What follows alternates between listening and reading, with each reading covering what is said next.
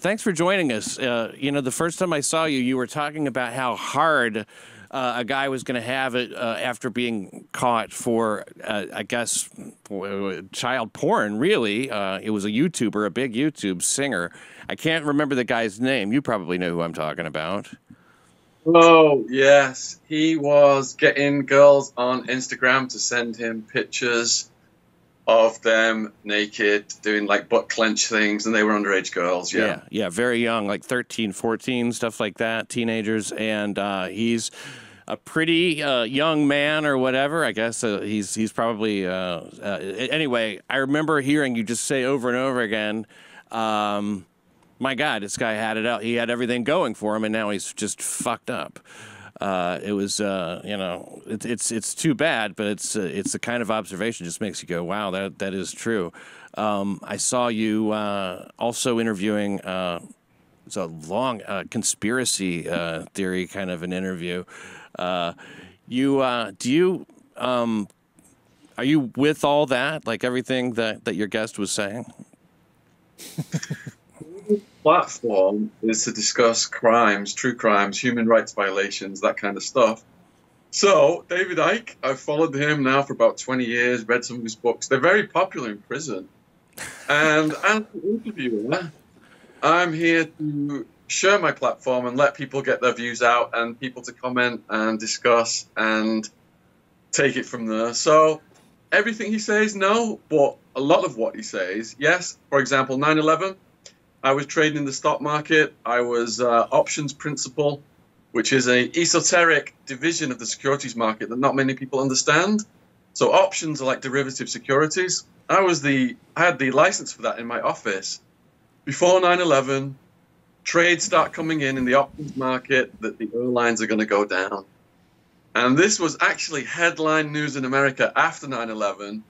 It completely disappeared, because they said it had to be the terrorists. They're the only ones who knew. Years later, I'm in prison. I'm reading a David Icke book, and those trades were traced back to a investment bank in America that was linked to the CIA.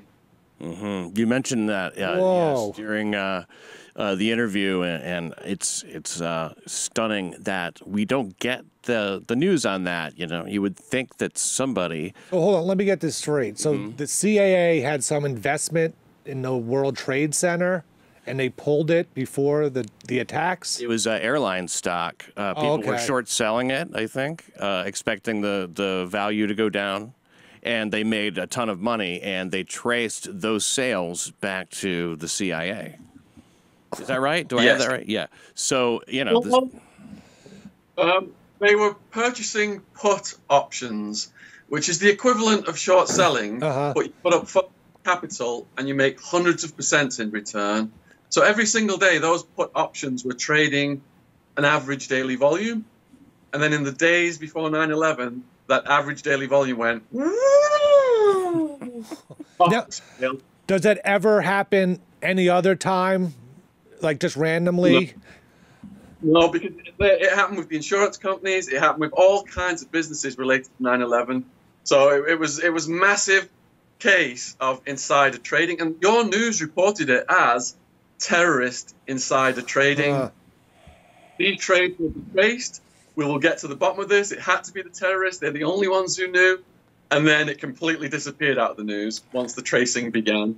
Everybody associated with those trades, the feds came, interviewed them, and deputized them, which meant if they ever spoke about it to anyone, they would be put in jail. Right. What? That's how they shut them up. Yes. You're allowed to do that? Well, they just deputize. Yeah, they can deputize people. Yeah. And then if they, I thought deputize was like a good thing.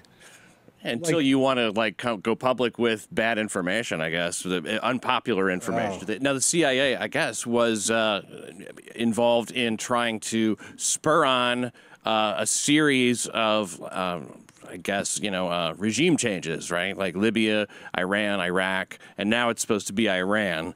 But Trump seems like he's resisting that, if that's the deal.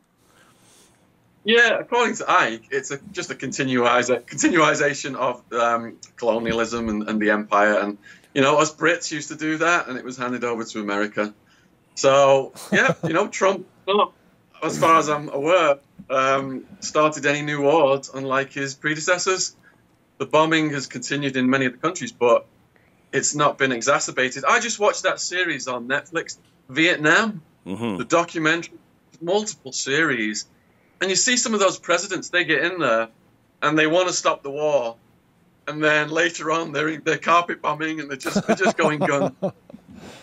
I got the impression from watching that series that when it comes to issues such as war, the president is not in control. There are higher forces at play because those presidents they came in with good intentions and then they were pro-war by the end of the day. Yeah, I suppose you're right. Yeah, I mean they don't really seem to have the choice on war. But was there any specific name in the CIA that sold these put options and stuff, or was it just the CIA? No, the investment bank, people who'd worked at the CIA extremely high up had held high positions in this investment bank. So once the tracing of the trades began, all information then was shut down. How fortuitous. Yeah, well, if there's anybody I don't trust, it's the U.S. intelligence. You know, that's why when he was in Helsinki talking to Putin and talking to the world when Trump was, I didn't have any problem with him saying, like, well, he says, that, well, you're choosing him over your intelligence? Yeah, they're the ones trying to put him in jail. Did you hear about the Papadopoulos thing? Right. Well, I'm not he really with that. Before he got arrested or whatever, he indicted or whatever happened to him, he was in Greece, and some guy just emails him out kind of out of nowhere, like, hey, meet me in Israel. I got this business plan for you, blah, blah, blah. And he slides him 10 grand in cash, and he doesn't really know what the meeting's about. So he goes back to Greece, and he goes to his lawyer, and he says, listen, take this 10 grand and put it in like a security deposit box, because I don't know what's going on with this. And apparently the FBI and CIA had been with, I forget their names now, but the other people in Trump's administration, like Manafort or something like that, they were getting him under this FARA law about like getting money from foreign relations or something. And they'd come back to the country and then be like, let me search your bag. Oh, there's 10 grand. Where'd you get this from? Man. So he saved it and wants to now investigate, because they're all marked bills or whatever, how this connects back to the CIA and how they tried to, frame him. They're all filthy. Yeah. They're filthy, all of them. And all I heard was one article on Fox News this Sunday about it. That was it. Now, the widespread pedophilia scandal or conspiracy theory, that branch of the conspiracy theory is something I'm interested in, because we've seen now Epstein is arrested. Suddenly he's got marks on his neck or whatever. It's hard to believe that they would put him in a cell with a guy who killed 4 people, this bruiser. What are your thoughts? Epstein has to go. He knows way too much. This goes all the way up to the British royal family with Prince Andrew. You've got the Clinton. Caller of the Clinton show. Clinton immediately put a statement out saying, I only visited him so many times. I think it was Shakespeare, thou doth protesteth too much. So I wrote a book about Barry Seal, who was bringing cocaine in for the CIA through Maine at Arkansas. The book's called American Made. And Clinton, I didn't write about his sex stuff, but while I was researching him, I learned that when he would get coked up, his brother was arrested. Buying, he said that Bill had a nose like a vacuum cleaner. And he would go on sex sprees, and he had multiple rape suits settled. And Hillary tracked those women down, not to protect Bill from them, but to frighten those women into not saying anything, deputize to protect the presidency. And it was because Clinton played ball in Maine, Arkansas, with all the cocaine coming in to finance the Contras with Bush Senior, that they had all this money and all this political capital for him to become president.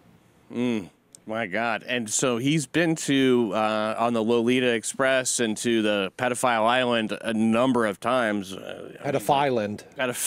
He must have had sex. They must have photos, everything. I mean. Well, I heard that Epstein recorded everything for blackmail purposes. Sure. Where you just, Probably how he got to be a billionaire. I'm sure. Right? So, let me ask you about the Clinton body count. I mean, does that seem fairly legit to you? Well, I'm writing a book called We Are Being Lied to, the War on Drugs, and that starts out with the 2 kids that were found on the tracks near Maine, Arkansas, and the coroner, the medical expert for Clinton back then in Arkansas, said that they both got stoned on weed and lied on together, and a train had run over them. These boys had stumbled on the CIA cocaine importation operation, and that's why they were whacked. And that's just one little example of the Clinton body count that I'm aware of, but there's lots. 50 something, more. Yeah. Sounds. I'm surprised they didn't just say it was a boat accident. You know. How do they keep getting away with it, though? That's what I don't understand. Like, how far up the ladder must you keep going to make sure no one turns on you?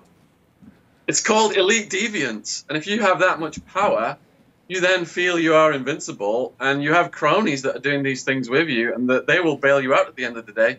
But Epstein is expendable. You know, there's all kinds of ways he could die in prison. People die from getting a hot shot, which a hitman will give you an overdose of heroin. You could fall down the stairs. You could fall in the shower. You could commit suicide. You know, they can arrange a suicide for you, though, and real easy. There was one case where the CIA had, I think they put arsenic in a peanut butter sandwich. That was for Castro, right? Right. And then the one time they tried to secretly kill someone, Hitler, they failed at it. The one time that we needed someone to really kill him, we couldn't get it done. It's really remarkable. We're out of time. Let's talk more another time. Would you join us again sometime? We ask him about Brendan Dassey. Oh, please. Just getting warmed up. Yeah, Brendan Dassey. Those guys. Oh my goodness. Not a shred of physical evidence that Brendan Dassey did anything at all to commit that heinous rape, murder. They said to him, "What did you do to her head?" "Oh, we cut her hair." "No, Brendan, you didn't cut her hair. What did you do to her head?" "We punched her in the face." "No, Brendan, just tell us, who shot her in the head? Was it Stephen? Did Stephen shoot her head?" "Yes, it was Stephen who shot her in the head." "Can I go home to watch WrestleMania now?" It's so... I think that little tard did it, but that's I didn't watch it. Yeah, is there a part 2 that came out, or am I wrong? Part 2, yeah, they started with that, yeah. To cover the next part of that. Jesus Christ, Epstein now and all these pedophiles. Pizzagate, real or no? I've not got up to speed on that one. Pizzagate, I think it's real because, you know, that pizza place is owned by a boyfriend of like a close Clinton associate. I think that shooting there at the pizza place was set up. Whatever, who cares? I hate to get I don't want to get drawn into it, but it's so compelling. All these certain conspiracies that you're like, I shouldn't believe this. This shouldn't be true. But you just like all those emails where it was this weird like, let's have 2 boys over for pizza tonight. And you're like, what? Yeah, why would you write this or to anyone? Yeah, it's like there was so many examples of that and like text messages with pizza emojis and it just seems too coincidental. The bowl of pasta must be 11 years old. Yeah. When I go to America, one of the saddest things, I go to the post office and I see all those pictures of the missing kids on the wall, and I just think, oh my goodness, you know. And think of how many there are in Africa that they just have shipped over, you know. I mean, Baltimore has become like a center for that, for human trafficking now. Oh, yeah. So now something's going on there. It's just so weird. And like, I just hope that free speech holds up long enough and free communication holds up long enough for us to get to the bottom of some of this shit. Now, do you think the world is getting... I'm sorry, go ahead. Human trafficking is big business for the cartels. I write a lot about them as well. I actually had a cellmate who was a coyote for the cartel. He brought people over. And he brought them from Mexico? Yeah, across the Arizona border. Yeah. And knowing him, I mean, like, how does that inform your views of the whole thing? I mean, obviously you're against it or whatever, but I mean, how widespread is this that people don't know? It's not something people really give a lot of thought to. Well, the cartels now have got more money than some of the big corporations. They're worldwide. They're structured like corporations. And this is because the government made completely worthless plants illegal, which made them more valuable than gold. So he could source coca paste for $60 a kilo. Because of drug laws, it was going for $60,000 a kilo in the late 70s. That's how he started out. Wow. So when we got this much money, they have all the power in the world to do whatever they want. And so human trafficking, all these other things, part of it.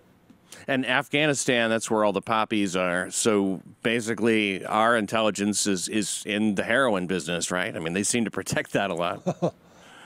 We invaded Afghanistan to stop the opium and for women's rights. And then, of course. Yeah. How's that working out? Yeah, that's why we had to go there right after 9/11, you know, to... I'm so sick of seeing those videos on Facebook of the Afghan women ripping off their burqas and stuff and just liberating themselves. It's just nonstop videos. It's like, yeah, give me another soldier coming home or something. Jeez. They're so lucky we went over there. So lucky. All right, Shaun, let's talk again. Thank you so much, man. Have a good one. Shaun. We'll make sure to promote your YouTube channel, which is... under my name, Shaun Attwood, S-H-A-U-N, Attwood, A-T-T-Wood. All right, awesome, killer. Thanks, man. Thanks, Shaun. Appreciate it. That's it's nice to have somebody come in and like give us some real information. Yeah.